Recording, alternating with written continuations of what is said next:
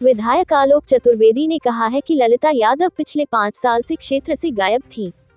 जनसेवा का कोई काम उन्होंने नहीं किया, लेकिन अब टिकट मिल जाने के बाद वे झूठी शिकायतों का काम कर रही हैं।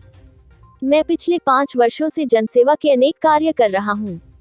महिलाओं और बेटियों को सिलाई सिखाकर उन्हें आत्मनिर्भर बनाने का कार्यक्रम कई महीनों से चल रहा है। इसमें क्या गलत है? रही बात आचार संहिता के उल्लंघन की, मैं तो अभी प्रत्याशी भी नहीं बना हूं, फिर किस तरह से यह आचार संहिता का उल्लंघन हो गया? उन्हें महिलाओं का आगे बना और जनसेवा के ये काम पसंद नहीं आ रहे हैं। मुझे तो ये भी खबर मिली है कि वे जरूरतमंदों को भोजन उपलब्ध कराने वाली हमारी चाचा की रसोई को भी बंद कराने के लिए शिकायत दे चुकी हैं।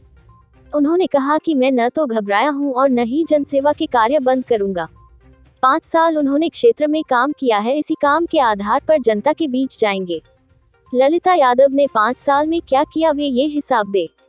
विधायक जी, ओरछा रोड थाना पुलिस ने कुछ मशीनें पकड़ी हैं, उसके पास आपके पोस्टर मिले।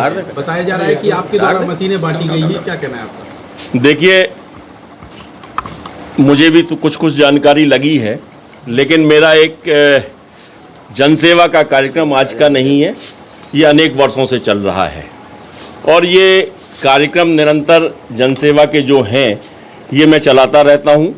मेरी एक जो कमेटी है, टीम है, उसके द्वारा पिछले काफ़ी समय से सिलाई प्रशिक्षण का काम शुरू किया गया था कि मैं अपनी माताओं, बहनों को, बेटियों को स्वरोजगार और स्वावलंबी बनाने का जो प्रयास कर रहा था, उसके लिए ये प्रशिक्षण शिविर चल रहे थे। लेकिन कुछ लोगों को उसमें, या यूँ कहूँ कि ललिता यादव जो भाजपा प्रत्याशी हैं, उन्हें अपनी बेटियों, महिलाओं को प्रशिक्षित किया जाए, ये उन्हें रास नहीं आया। उन्होंने इसकी शिकायत की और वहाँ पर उस चीज़ को उन्होंने बंद कराने की कोशिश की है।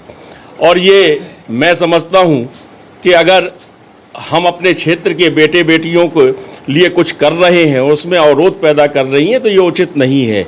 रहा सवाल दूसरा, मेरे सुनने में एक बात और भी आई है कि आप लोगों को भी मालूम है, अनेक वर्षों से रसोई चल रही है जिसमें वो ज़रूरतमंद लोग भोजन करने जाते हैं जो भोजन पा रहे हैं। वो परेशान लोग जाते हैं जिन्हें इस महंगाई के दौर में एक वक्त की रोटी भी नसीब नहीं होती है। वो लोग, उसकी भी शिकायत की है।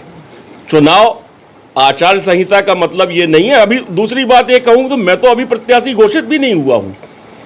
रहा सवाल भाजपा प्रत्याशी या ललिता यादव जी का कहना है कि मैं डरा हुआ हूँ, मैं भय है मुझको, तो मैं रत्ती भर भयभीत नहीं हूँ, ना डरा हुआ हूँ।